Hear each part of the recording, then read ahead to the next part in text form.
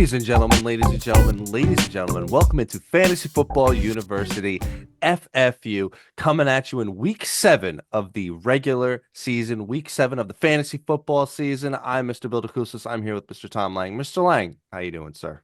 I'm doing great. It was a great fantasy football weekend, going 6 for 6 and winning by 2/10 of a point. By yours truly. We went on we got against each other in our hometown league, and Billy's hoping for some stat corrections. I might be over from stat corrections, but honestly, we were talking off air that I had already written the game off. I had almost my entire team on Monday Night Football, so I wasn't counting on a win anyway, and also I didn't deserve a win. So Because you were going against the best of the best. That's why. also, sometimes people make good decisions, sometimes people make bad decisions, and Mr. Tom Lang is even a person of that. He overthought himself and decided to take out the Raiders defense and put in the Titans defense for some reason. So I wouldn't even have been close if he had not done that. So, You know what? Sometimes your gut feeling you should start listening to what you actually tell the people out there, and stop making your own stuff on the back end. Just keep going with what the actual results should actually be, not what you want them to be. so yesterday there was a crazy week. There's a bunch of injuries, which is definitely going to be affecting what we talk about today. A lot of interesting games that happened, a lot of interesting storylines, if you will, that you want to call it. Yeah. There's a lot of implications which we'll get to. First of all, right at the top, so we're going into week 7. The teams going into bye here are the Ravens and the Bills. So coming back off the bye is the Texans and the And I um I think yeah, go ahead. this is a really big thing for the Ravens. They're 1-5. They're 1-5 right now. They're in the bye. They need this bye week basically to recalibrate and to get Lamar Jackson back. Now it's going to be a heavy climb, heavy ladder to climb. So, but I do think that they utilize Derrick Henry the right way. He touched the ball over 20 plus times. Um, which is what he needs to get going. So, he did put up over 100 and so I think it was 121 yards, 122 yards, whatever it was. Um, so he was successful. I mean, but it didn't ladder to points. So I do think that they're going to continue to roll that way. They need to utilize him as that kind of thing. And then, obviously, Lamar Jackson is going to help with the offensive scoring as well, too.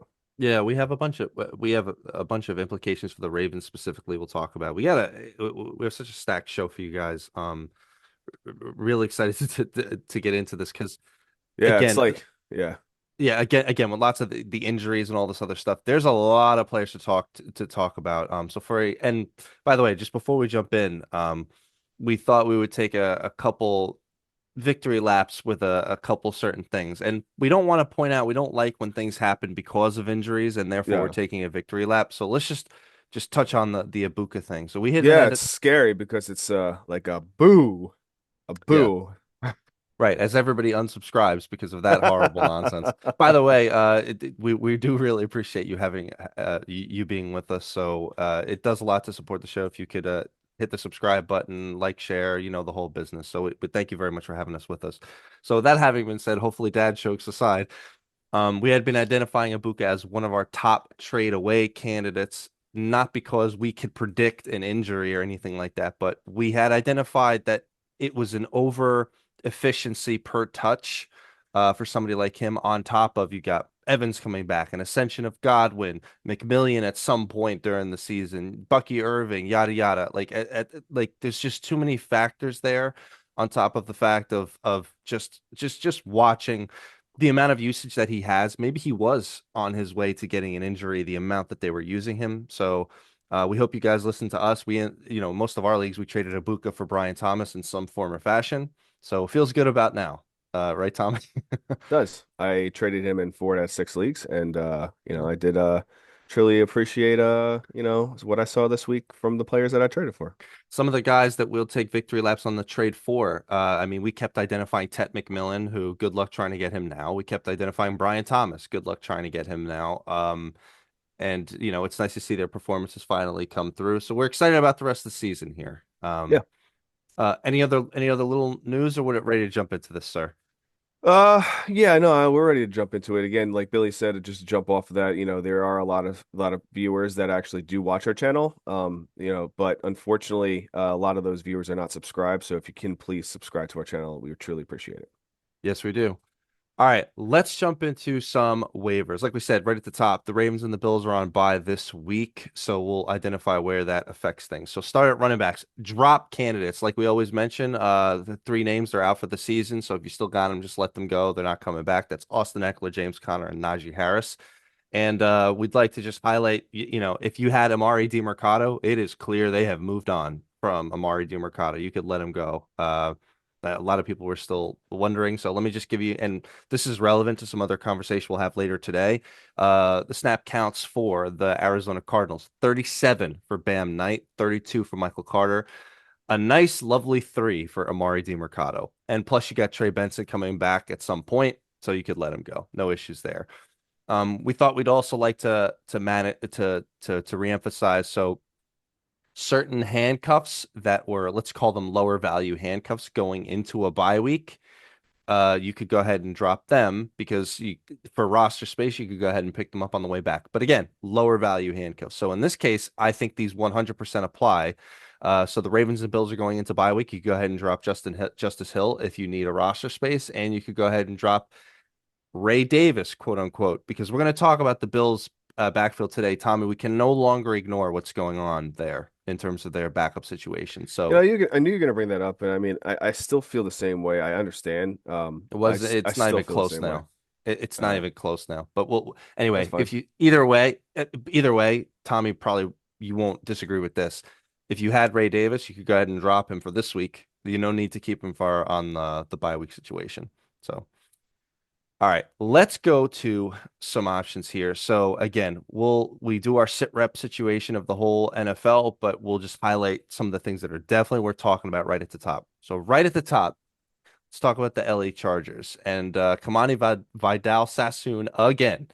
Um, so Tommy, you know, my question to you is, do you hold true to what you said last week, which is, you know what, one of these guys might blow up this week, and then it might be the other guy the next week, in Yeah. that case, Hassan Haskins? Or do you think this was a clear, no, they're going to go with Vidal. He looked better. What do you think?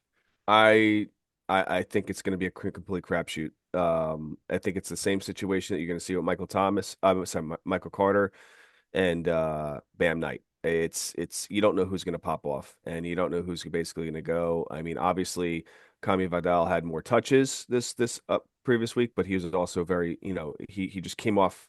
He just exploded off the beginning with it. So, um, I think Haskins has talent. I think Haskins obviously is the highest owned. He's going to be dropped. I just think that People want this to is so drop him.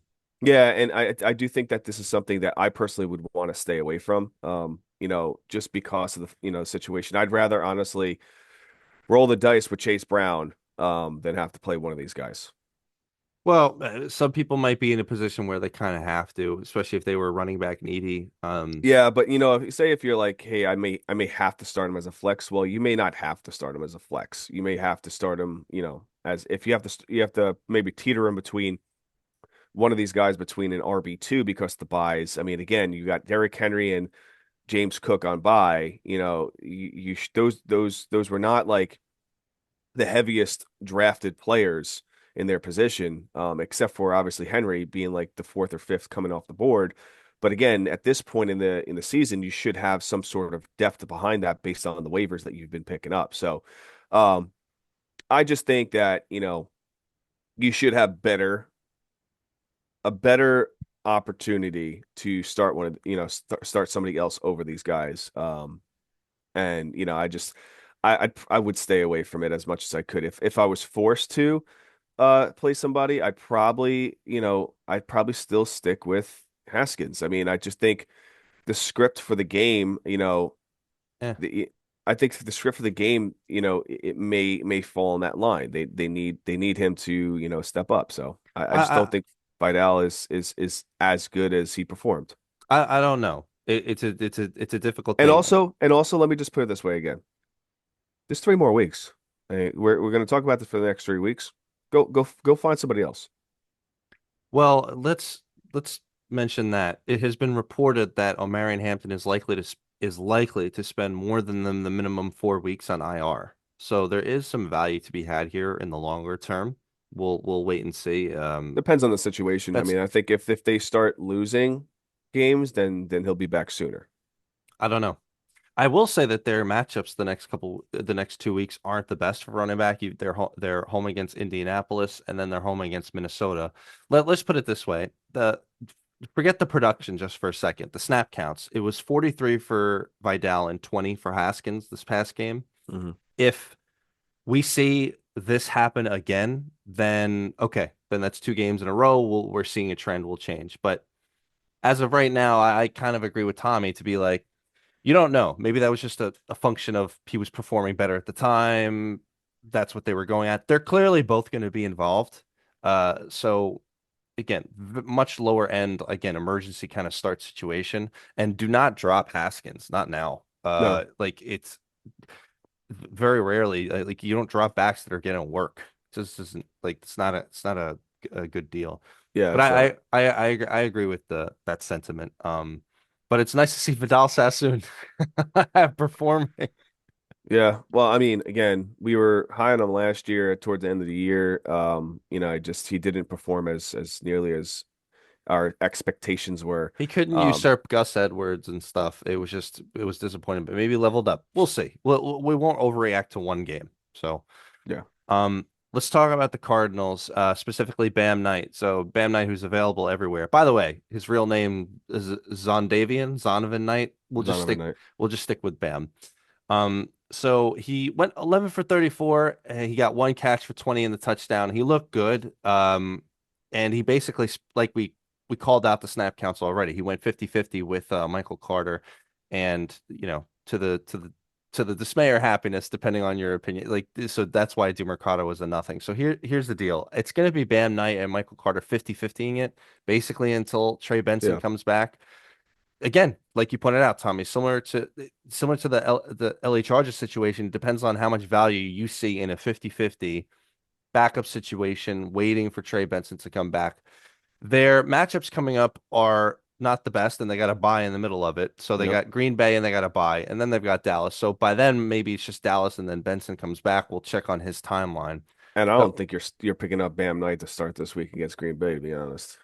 maybe not. I mean, again, there might be people who are starved for running back, although, there's only 2 teams on a bye and there wasn't many running Hey, back, there might be somebody, that's not even on this list that I'd be interested maybe to plug in if needed. This is an emergency situation kind of thing this week. Okay, I'll talk about it in a second. nice tease there. Yeah. Let's do a highlight of Tajay Spears. So, still widely available. He had a nice game for his very limited touches, but they're increasing more and more. The problem I see is, to me, at best, this means they're going to go into a 50-50 at some point, Tajay Spears, which lowers their value already, and they're already on a bad team. So, like, where does the value come from there at that point? Like, how bad, like, again, they just fired their coach. So I don't know if that means they get some kind of a boost going Little forward. boost of production. Yeah. Right. Maybe just get it. And you texted me privately that you've made such mistakes on the Titans this whole year with so are Their you off defense. this train? No, the defense. I started the defense twice this year. It's been really bad. Well, we'll talk about a few of their offensive players too today. Yeah, but I think Tajay Spears is actually a valuable asset to look for. I don't think he's gonna be picked up, but he is a nice ad option instead of Right. using a waiver wire pick. He's definitely not Uh, going to be as a sexy pickup as Vidal or something like no, that. No. but again, I'd probably play Tajay Spears over Haskins over Dial this week.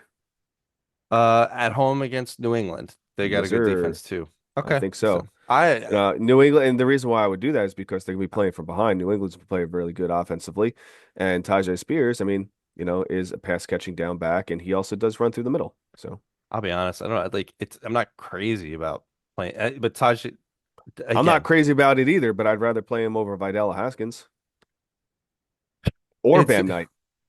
it's lower end. It's lower end. It's Very nice to low see. end. It is nice to see him getting some You touches want to though, see but how low I could go after this? all the way to the flow. Yeah. I mean, I got another after this All right. next player. Let's just give a quick highlight to Sean Tucker again. We've been talking about him. We'll probably be talking about him the entire time in Bucky's absence. So Yes, decent sir. usage. It's not like it's not like he crushed it or anything, but he had nice usage in again in Bucky's absence, and he got the touchdown. Him and Rashad are probably both going to be pretty decent, especially Rashad. But I mean, they're probably he'll be involved until Bucky comes back. Hmm. Let's just highlight in terms of Bucky's return. We don't exactly know when that's going to happen. The Bucks are at Detroit this week, then they're at New Orleans, and then there's a bye. If Bucky doesn't play this week, he definitely won't play next week. Yeah. So then that's two more games where Bucky's gone. But maybe they do try to get him back for the big Detroit game here. That should be a Uh, fun game. But I think he's out the next 2 weeks. maybe you're right. But he'll definitely be back after the bye. So at least 2 more weeks ish of kind of like the Bucks running back situation. You said you had one more name you wanted to highlight here. Yeah, yeah. I kept this one a surprise. Okay. And this is a player that I would say, based on upside this week, and based on his usage, and based on what's been going on in this offense, Jerome Ford, I Okay. would say is an emergency stardom opportunity if needed this week. They're going against Miami. They are going against a really, really weak defense. Um, and again, they are going to be passing the ball a lot. It's going to be, I think this will be a back and forth affair. Um, and this is going to be a nice wake up game for Dylan Gabriel. But again, I think Jerome Ford may have a nice game this week.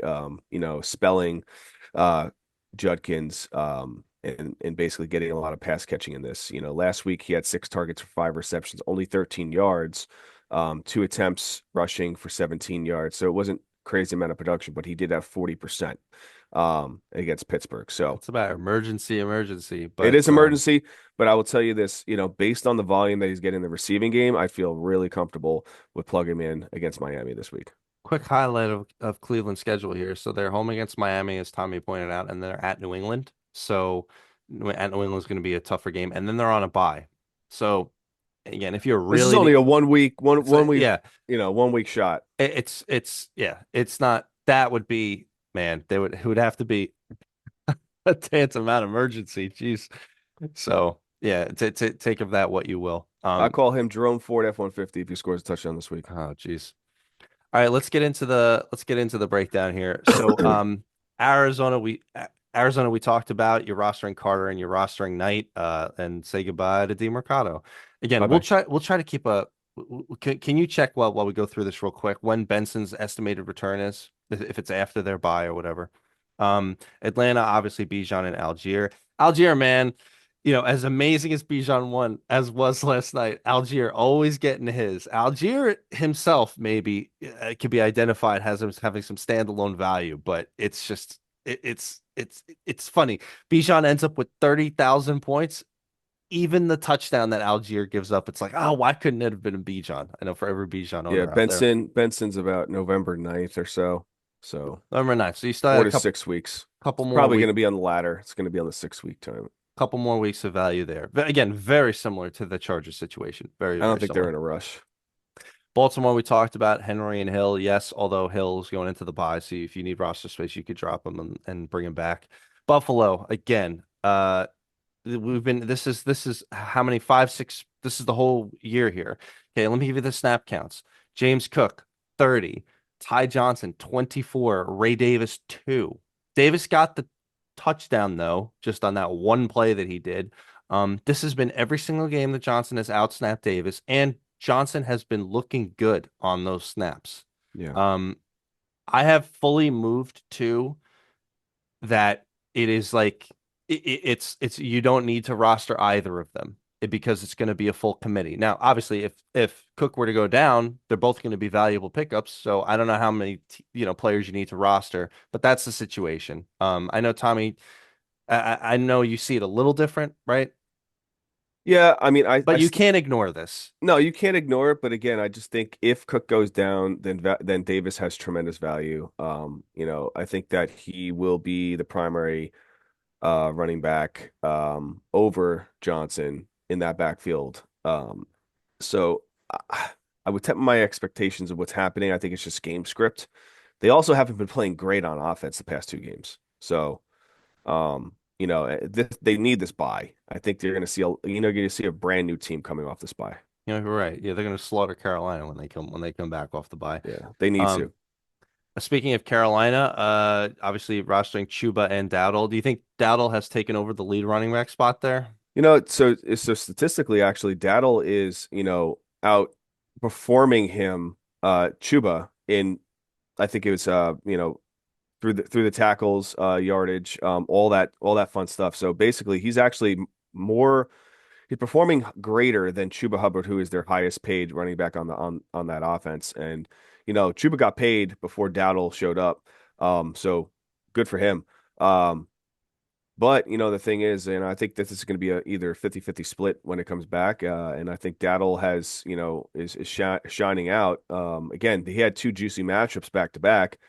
So it Yes, could have been matchup related, but again, matchup related or whatever, production is production. He broke records for that offense. And I think he's going to continue to do well. So I think he's a tremendous pick. But I will say, when Chuba does come back, which could be this upcoming week, his volume is going to start decreasing. So he's not going to get 80-90% snap share. So again, touchdown regression, things like that. So this might be a time that you might want to trade him for a high value in return. I think if you got him, because it could be a good opportunity for you to get more of a consistent year-round production for the rest of the season. maybe. Definitely something you could consider. Chicago. So obviously Swift and you really need to roster Monangai, especially if Yeah, you're a Swift Monangai. owner. So Monangai looked good. Obviously Swift looked good too, but Swift could get hurt anytime. Like Monangai, he's definitely the guy there. He needs to be rostered. Hmm. Cincinnati, we talk all the time. Chase Brown and nobody else. Cleveland, we talk all the time. Judkins and nobody else. Although, like we just said, emergency, emergency. If you need to throw Ford in, but he doesn't have Hmm. any like their backup value is just not there. Dallas. Okay, so Miles Sanders has been out, has been ruled out for the season, IR. So obviously rostering Javante, and now you should roster Jaden Blue. Is that correct? Yeah. Yeah. Phil Maffa is still on IR. He's not back yet. So, um, you know, I don't know what name you put in there. That's the guy. That was the guy that he got some snaps this past game. Hoopfa from Dallas. Hoopfa. Yeah, Oh, interesting. but Um, Jaden Blue is yeah, the Jaden clear Blue is handcuff. yeah, he's a Yeah, clear and handcuff. there's some upside there towards the end of the season. I again, we'll see if Javante can last. But Jaden Blue could have some upside. Denver, Dobbins and Harvey. Detroit, Gibbs and Montgomery. Green Bay, we say it all the time. Jacobs and Wilson, but keep an eye when Marshawn Lloyd comes back. We'll be according to his IR situation, we'll be keeping an eye on the whole season. But just thought we keep mentioning Houston, your Chubb and Marks. Any new updates on the Joe Mixon situation now coming out the bye? No, nothing yet. Availability coming over the next few weeks. 7 days ago. So, you I know, can't I can't take my victory lap on that yet, I guess. no, no, but I will tell you something. In a league that there is no IR, if I find somebody that's valuable to pick up, he might be finding his way to airdrops. I wonder So, what league that might be. Maybe our home league. We'll see. yep, maybe. Indianapolis, Jonathan Taylor, and like we said, you need to keep DJ Giddens as your handcuff for that. He's clearly the guy. Jacksonville, ETN and Tootin are rostered. KC, Pacheco and Hunt are both rostered. Vegas, we know the deal. Junty, and you don't need to roster anybody else. The Chargers we talked about. Keep an eye for when Hampton's going to come back, which might not. Like we said, it's looking like it's going to last longer than the minimum 4 weeks. Rams, Kyron and Corum, you're rostering them. Miami, A-Chain and Gordon, you're rostering them. That's I was texting you this over the weekend. So the situation there, like, so A-Chan has looked unbelievable. Uh, you know, Yeah, he's we he's been low. utilized in the pass catching game, but again, a lot of usage results to I know injuries, and this guy I'm waiting for that is injury. an injury prone player. So, We'll see. Up till now, he like your lowering of him hasn't been good.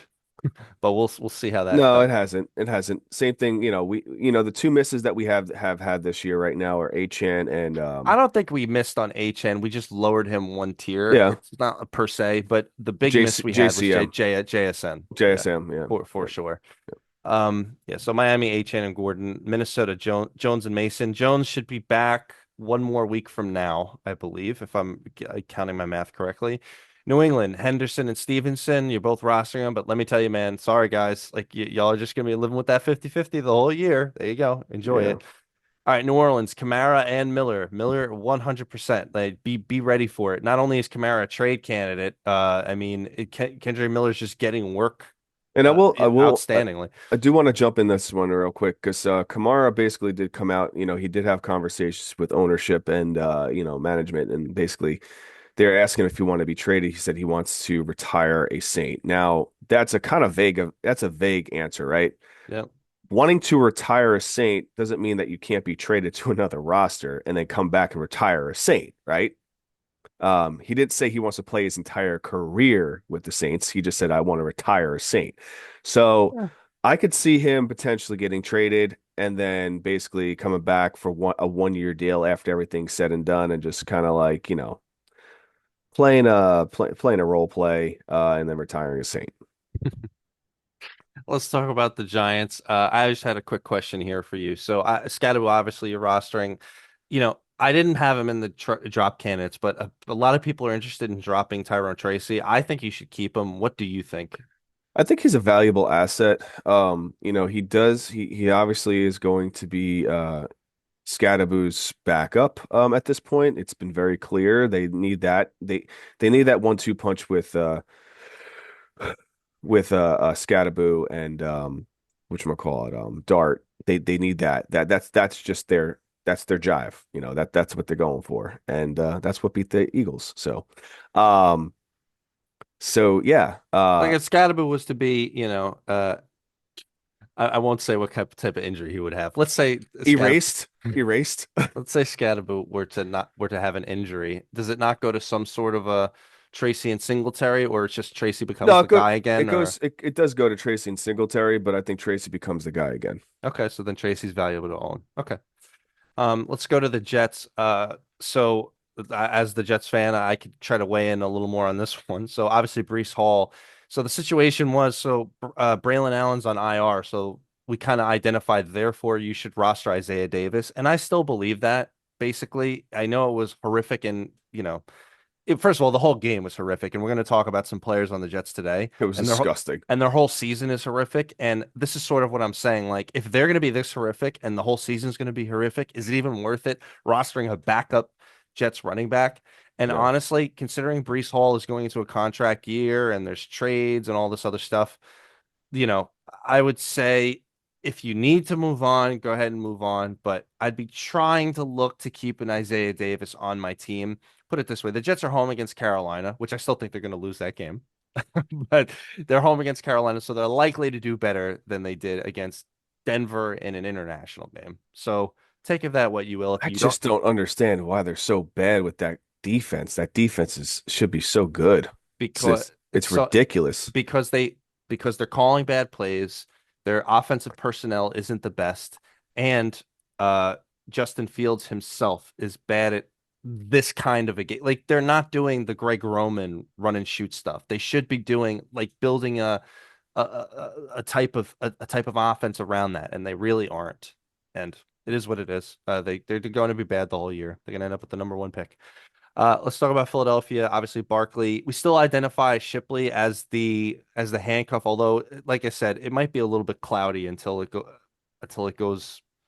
clears up in some way. The reason why I mention it is like now Dylan now outsnapped Shipley again.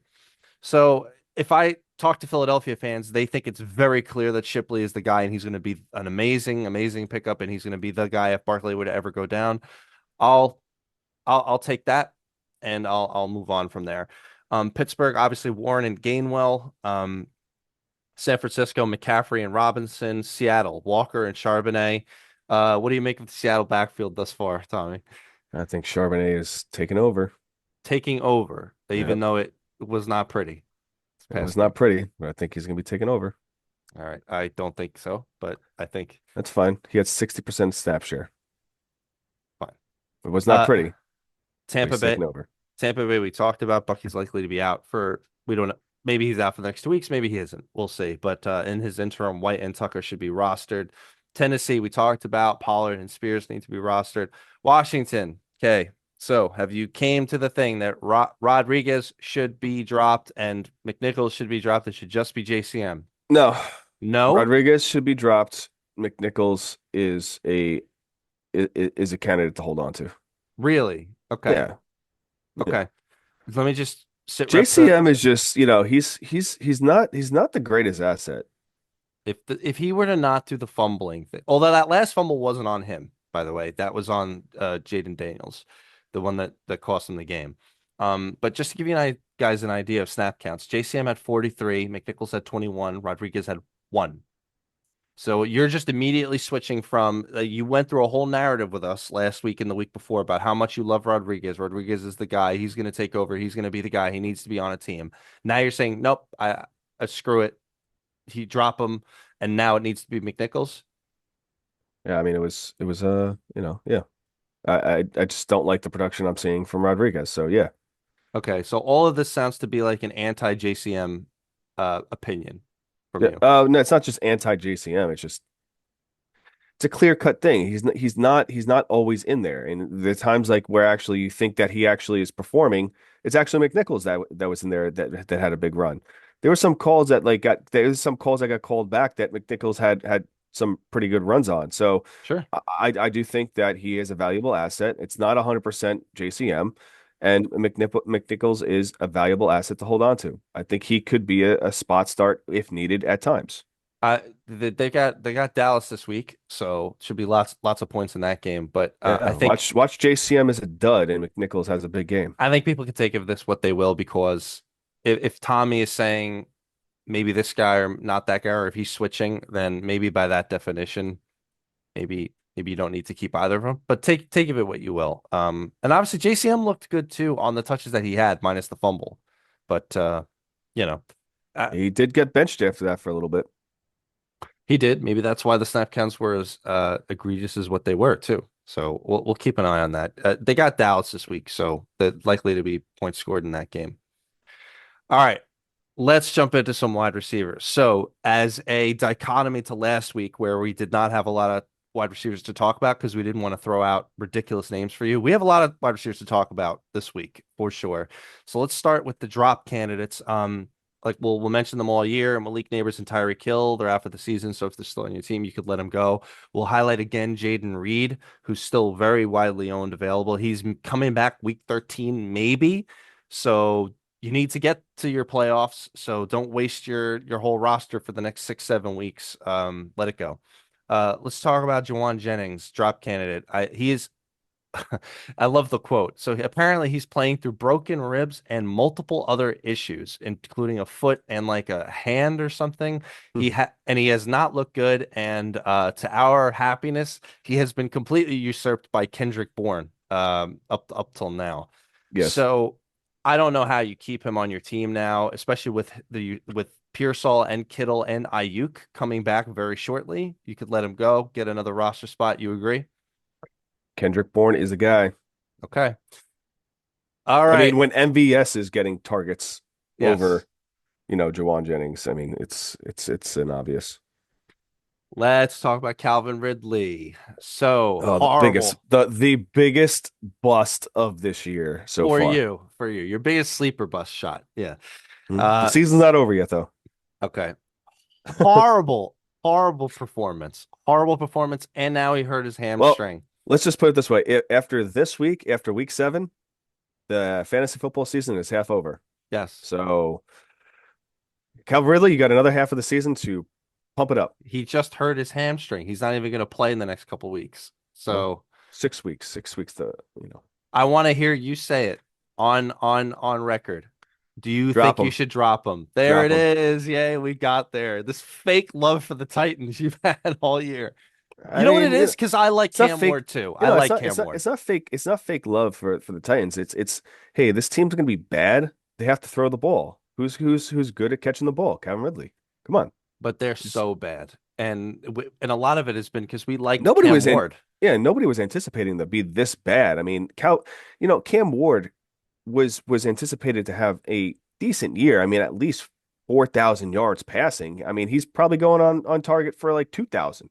No rookie has hit 4,000. So I don't know. I think maybe we got too excited because we liked the guy, I think. And but yeah, it's been bad. So you can go ahead and drop Calvin Ridley. Darnell Mooney too. So he's got the injury thing. He's going to come back from that on at some point. But Atlanta, they don't need him. I mean, their targets they're just going everywhere to Drake London and even Kyle Pitts at this point, and they're throwing it to Bijan even when Algiers out on the field. They're just not going to need him. It's a different kind of offense. So you could let him go. You don't need him. Move on. Um, any other like there was a few other I just want to point out. I don't have them on the list. There's a few other drop candidates that people have that I thought were ridiculous. Like they had ones like that maybe that have like longer term upside, like some of the like Matt Golden, for example. Like no, absolutely not. Like there's longer term shots with upside that you don't just drop. Guys like this that you're never gonna use, go ahead and drop them for sure. So let's talk about probably owned. We only got one in probably owned we should highlight. So Wandale Robinson, who was people were scared about last week. No, he should be rostered. There's going to be some ups and downs. We know that's the deal the whole year. So you keep him on your team. He's the number one option for this team for the rest of the season. Bad two matchups coming up at Denver and at Philly, but they just beat Philly, so you take of that what you will. Do you think there's any like, are you willing to weather the storm for the ups and downs with him? You have to. You can't just let him go. I will say if he has another big week this week coming up, then maybe he's a trade away candidate, potentially, because I think like if you're not going to use him and he's just going to, sit your bench, you may be able to package him with the player that can actually bolster your roster. Maybe, maybe. But he's not you need to keep him on your team, and he's Yeah, no, always he's not a drop candidate. He's not somebody no. that should be, not rostered. He should be rostered, but he may be your wide receiver 4 or 5 on your team. And he's always an option, and if especially in any PPR league, he's always an option because Yeah. he's gonna get some targets. So you could do way worse than him. All right, let's talk about some general options here. We got a lot of guys to get into. Let's start right at the top. Kendrick Bourne, who he's 37% in ESPN, 52 in sleeper, so he might still be available. Two straight games of amazingness. So Tommy, my question to you is it basically you could play him until all their players come back? Is that the idea here? Yeah, I mean, if one comes back, you're still playing him, but if multiple come back, like this week, Kittle may be back, and who knows if Pearsall will be back. I'm not worried about Jawan Jennings as we Yeah. discussed. I'm not really too worried about him. Pearsall, You know, Kittle, and Ayuk, I am. yeah, so I mean, Ayuk is not really scheduled as of right now. There's no timeable table as of right now. It's showing that he'll be back. So, I'm not too worried about that one either. But, if Pearson comes back, and Kittle comes back, then I'm like, all right, I'll take a little step back. But I still think that he's going to have a vital role in that offense. And again, it's only really, if Mac Jones is the quarterback. If Purdy's the quarterback, then that chemistry is not the same chemistry that they have. So, Maybe. it could, the dynamic could change. I think it just depends on the situational. And I think Mac Jones may be the starter again this upcoming week, barring his banged upness, because he's pretty banged up as well. But he's been playing through a lot of, injury, and he's been, performing very well. They are nice. They're home against Atlanta, upcoming here. So And Atlanta did a number on the Bills. I mean, there was a lot, they Josh did. Allen took a lot of hits. Yeah, Atlanta's an underrated defense, although Well, I we don't mean, know if we don't know if it's going to be the Atlanta that played I know the Carolina I don't Panthers know what to that one make of week, that or game. yeah, it's just I don't know. It was weird. We'll keep an eye on it, but I agree with Tommy's sentiment. Like it, the Mac Jones thing, I think is less of a thing than the other options coming back. So we'll keep an eye on Kittle and Pearsall specifically. But until then, I mean, it's been just so good. It's been good, and he's looked good. He's looked athletic. He's looked ready to roll. Um, let's talk about Alec Manor. We've been like we kind of been hinting at it for most of the season. Like we like him, and we've been waiting though to talk about him really because it's like he's the second fiddle on an awful team. But now with Calvin Ridley going down, there's going to be way more options. It's just how much do you think those options are? Because they're so bad. Like we said, they they fired their coach. They're home against New England this week. I mean, obviously I guess he should be picked up, right? But I'm not. I don't know if I'm willing to throw him in there. I mean, he's going to end up getting a lot of targets. He's always on the field. He's always getting targets, and it's going to be more with Ridley out, right? Yeah, but I just don't think that you're going to see a massive uptick in production, because of the coach being fired or like that kind of scenario. I still think that they're going to play the way they're going to play. Um, I don't think that Cam Ward was underproductive because the coach was bad. So, No, but right. That's a good point. He was underproductive because he's a rookie quarterback on a bad team, learning the ropes and getting through. and And the now offensive line has been really bad too. I and it has been. We're going to focus more on that on the offseason. We need to really hone in on teams that have good and bad offensive lines for how we evaluate players. Uh, I think he should be a pickup, but I'm not so crazy about the team in general. I think the upside is capped. Let's talk about the New England pass catchers. So before this week, we said, hey, you need to start Diggs, and you need to start Hunter Henry and let the other guys go. Guess what? That was both wrong. And Kayshon Boutte and Demario Douglas had amazing games. Now, So now Diggs is chasing that booty again. Diggs is chasing that booty. So I think I've moved the New England pass catching situation very similar to Buffalo here, where it's like a complete crapshoot. You could start any one of them if you'd like to, but good luck if they're going to have the good game. You agree with that? Yeah, I think the AFC East leading New England Patriots with Booty and Douglas are going to continue to perform. Yeah, but they'll perform in an inconsistent way with Diggs. So if you want to get them on your team, go for it I and think I make a think move on Boot it. I think Booty is probably the more because he's done it consecutive weeks and early in the season. So I mean, going to week 7, I feel a little bit more confident in plugging him if needed. Maybe I still think Diggs, but No, no, I think they both have valuable roles, and I think they're going to be fantasy relevant. I just don't think that Demario Douglas is going to have the same kind of production. I think Booty and Diggs are the primary catcher wideouts on that offense. all right. Let's talk about the Tampa Bay situation. So, is it official that Mike Evans will be coming back this week? Let me double check on that. I do think that he's targeted to return this week. And I do think Godwin should be back as well too. They Okay. held him out. Um, Yeah, Hopeful he'll be practice this week. So if he gets in 2 practices this week, if Mike Evans, then he's playing. 2, 3 practices this week, he'll be playing. Mecca Buka is out most out. He'll likely. be out. He'll be Yeah. out. They, And they got to Chris buy in 2 weeks. and I think Chris Godwin basically will be back this week as well too. So if even if one of them comes back, Sterling Shepard has value. I just think that maybe one of the Johnsons pops off again. But you just don't know what Johnson.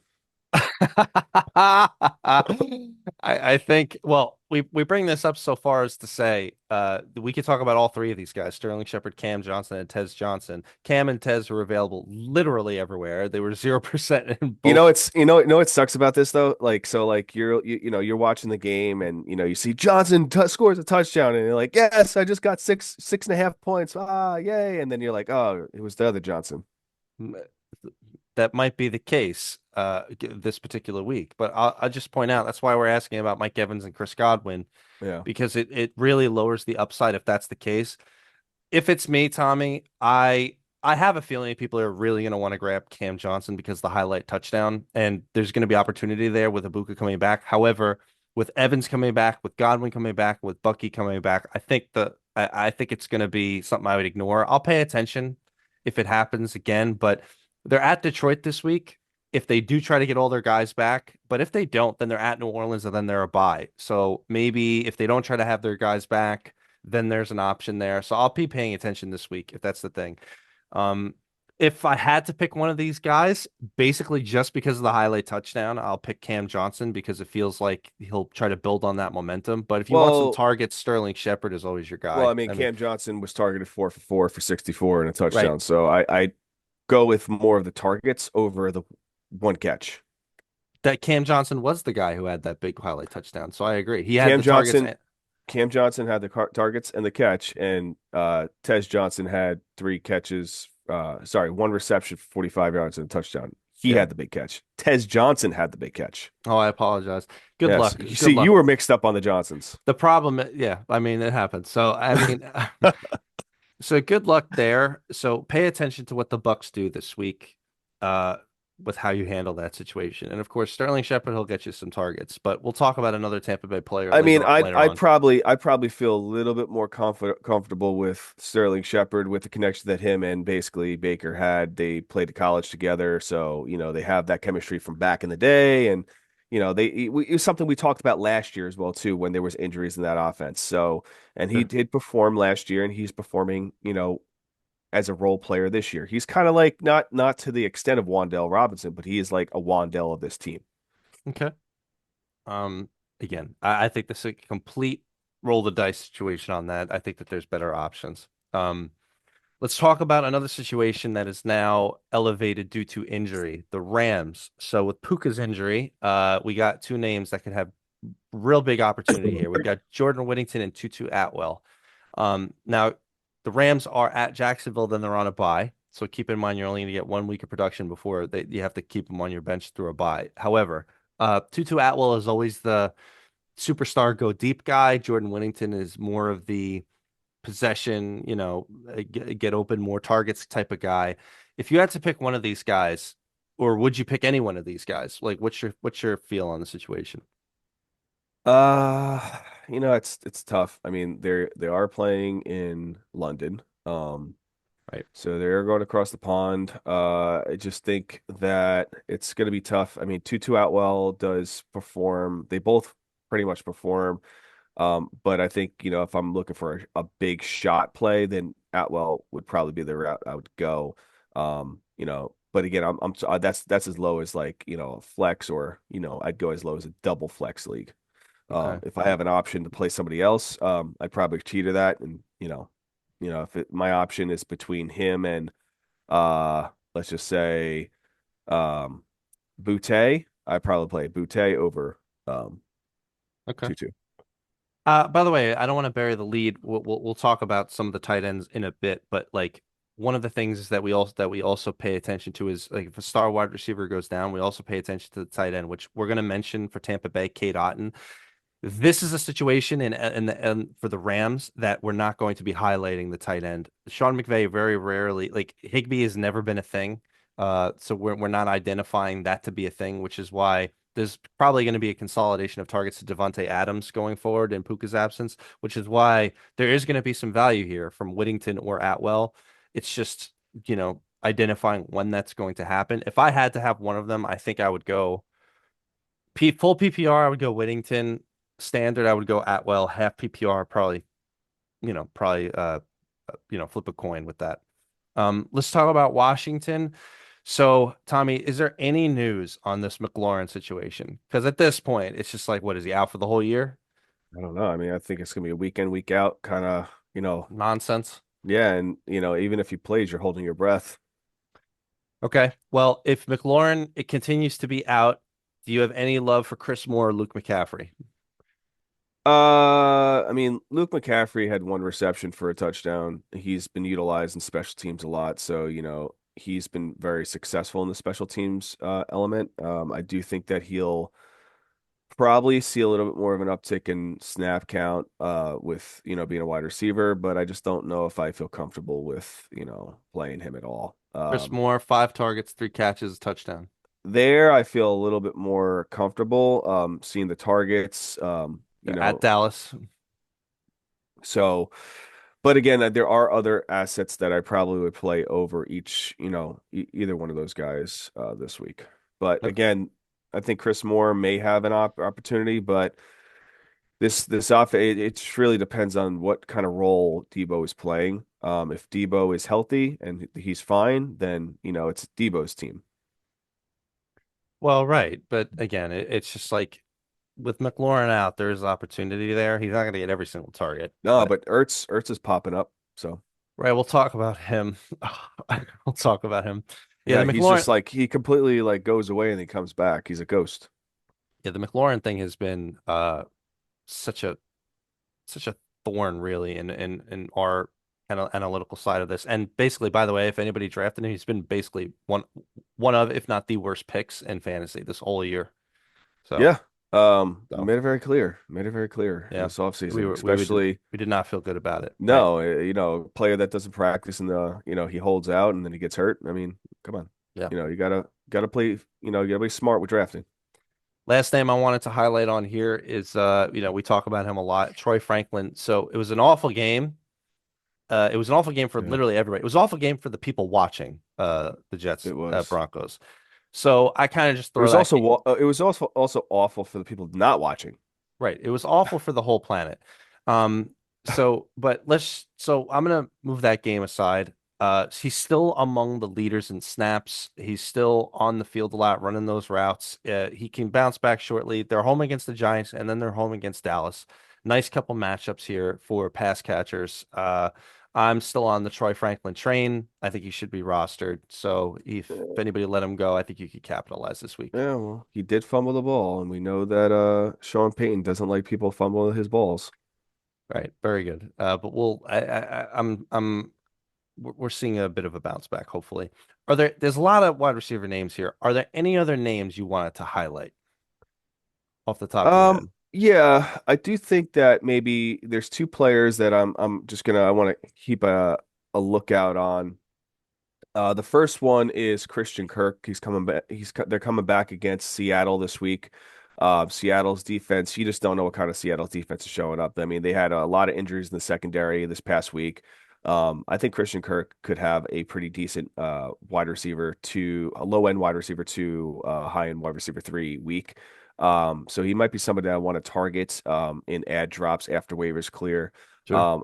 Another player that I'd like to look at and see if he practices today, would be Calvin Austin. They're playing on Thursday against Cincinnati in Cincinnati. So I think that Calvin Austin could have a nice week. Though the Steelers are in looks for a adding another wide receiver, it sounds like. Could be a reunion with DK Metcalf and AJ Brown. Uh, or more likely it's DJ Moore. We'll see.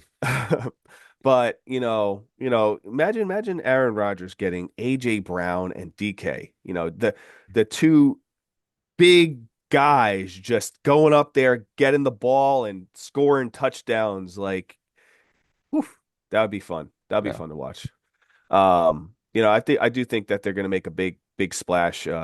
Trade for Target. Because they are in the lead of that division and they're in control of that division right now. So, but go back to this. I think if he plays this week, Calvin Austin could have a nice week. You may be right.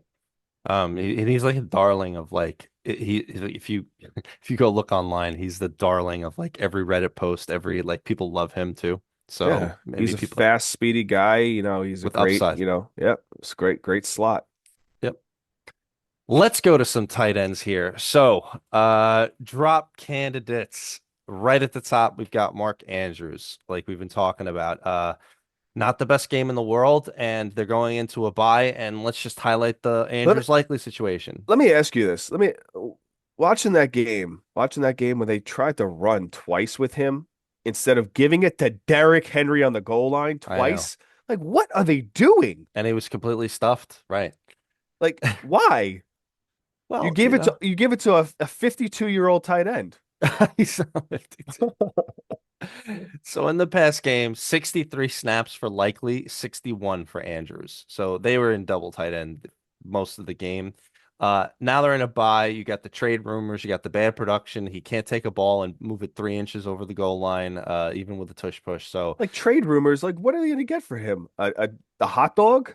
I a team that might need a tight end, man. There's lots of teams on that slate. We'll give you three Nathan's hot dogs for Mark Andrews. So I bring it up because the trade deadline, I think, is sometime in November.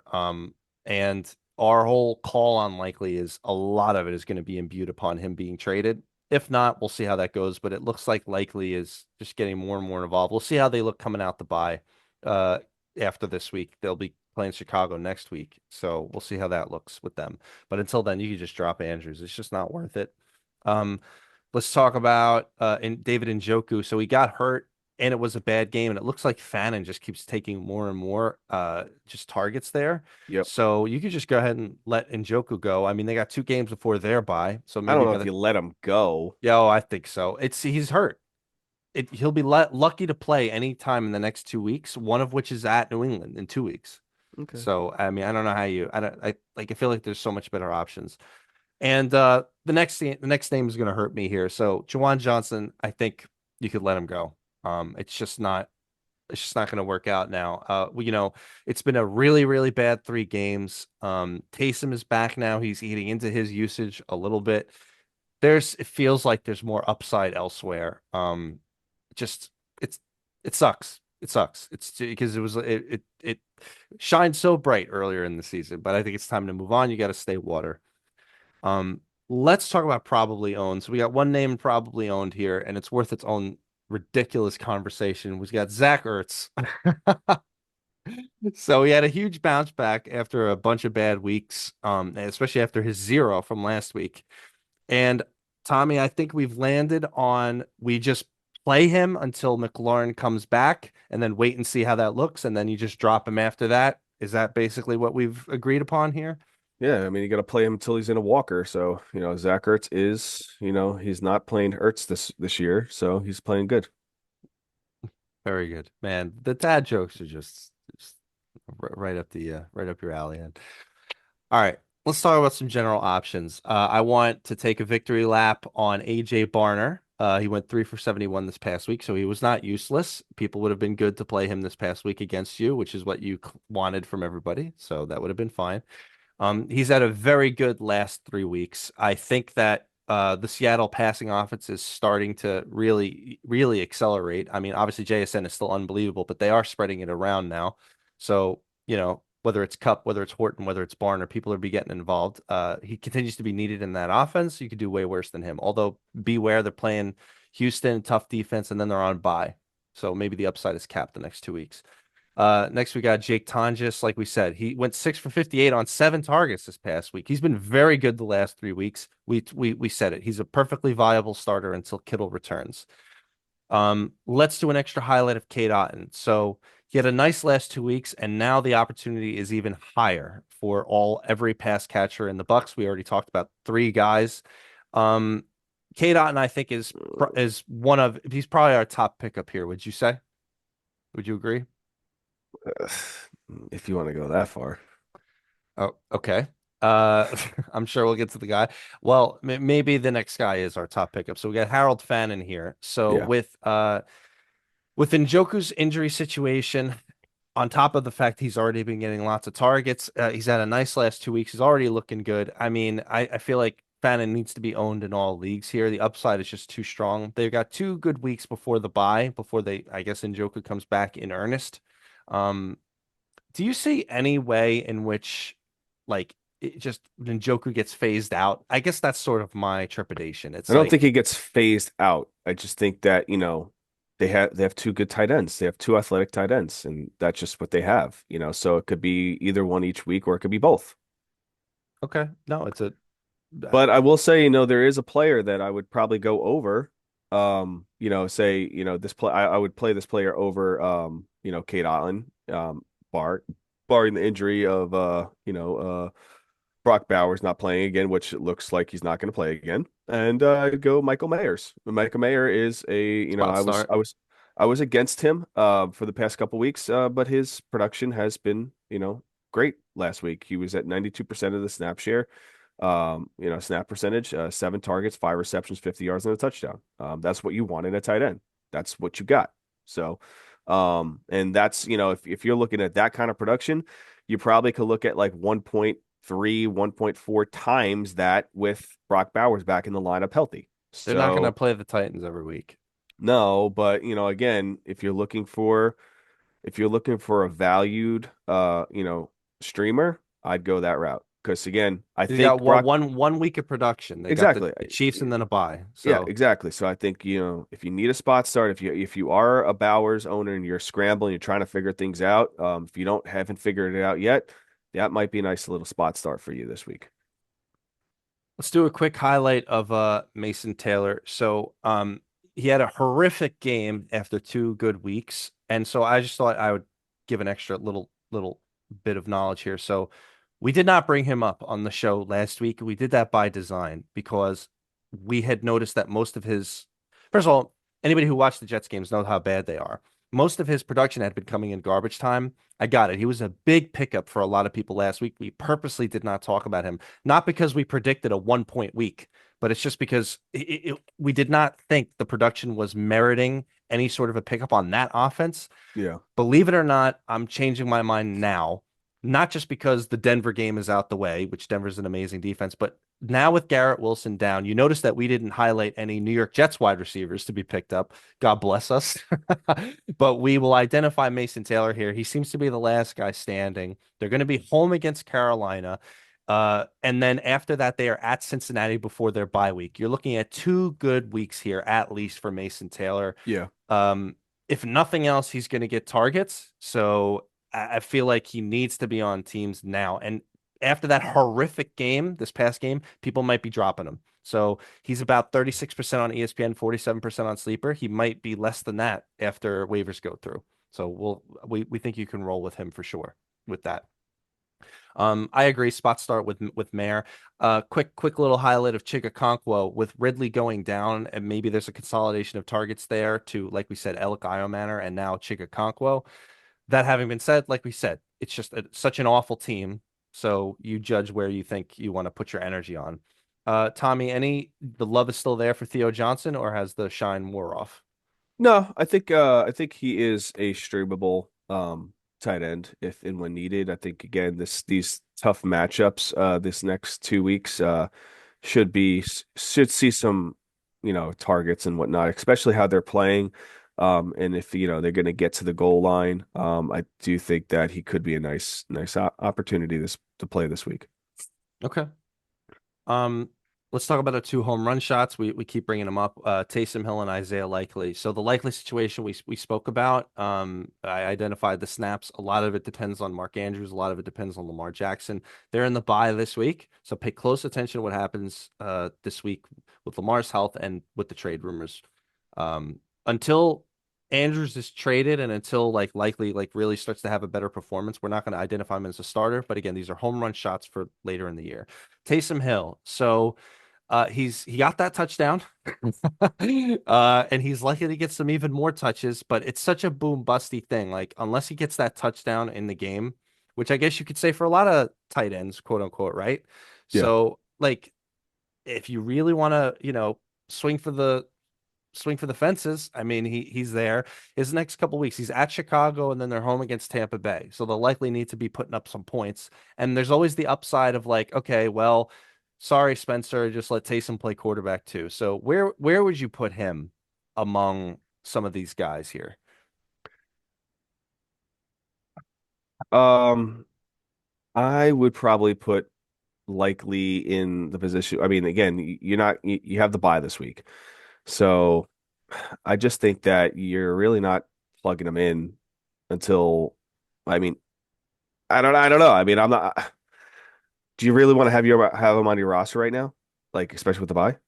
Uh, Isaiah Likely? Yeah. I could probably get away with not, but the thing is, if you don't have him on your roster and then Mark Andrews has been declared traded, it's like Yeah. I mean, I think that he's gonna have value in 2 weeks, but I just think that no, I get what you're saying. yeah. Yeah.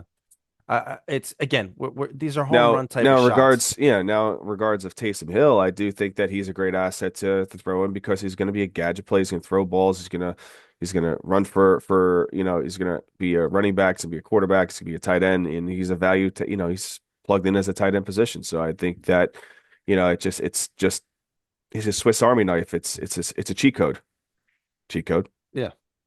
Just a quick question for you if you've seen anything that I haven't seen. So, like we pointed out for the Raiders, so the Raiders are they got the Chiefs this week and then they're on bye. Is there any reason to think that after the bye, Brock Bowers won't be back at full strength? Uh, no, I think he should be held out this week, and then they have the bye, and then he should be back full strength. Mm, I think it's not wishful thinking. It's just at this point he's last week he was basically in there. He was basically a distraction, and then this week he was out, and I think he'll be fine. He's not going to be a decoy moving forward. okay. But if he was playing, he was going to be a decoy like he's been. Okay. Ready to move on to streamers? Yeah, let's go. Welcome to the A stream for all you lovely listeners streaming quarterback and or defense, where we will do our very best to hook you guys up with widely available quarterbacks and defenses that you are streaming each week, like we are, to go and get you a victory. So let's start at quarterback. We got some interesting names here. I'll lay them out real quick. They're all widely available in your leagues: Aaron Rodgers, Tua Tagovailoa, Bryce Young, Sam Darnold, and Trevor Lawrence. I cannot believe what I'm about to say, but the top name on this list to me is Mr. Aaron Rodgers. You can't. Aaron. Aaron Balake himself is at Cincinnati this week. He and what's our line that we identify for pocket passers? 250 and 2, right? If he can't get 250 and 2 against Cincinnati after Flacco did that, then there's something wrong, right? Well, I will say, I mean, he also is his the big stat this year is his release. He's releasing the ball a lot faster than he has been, Yeah, he don't instead of want to take holding no onto the hits. ball. Exactly.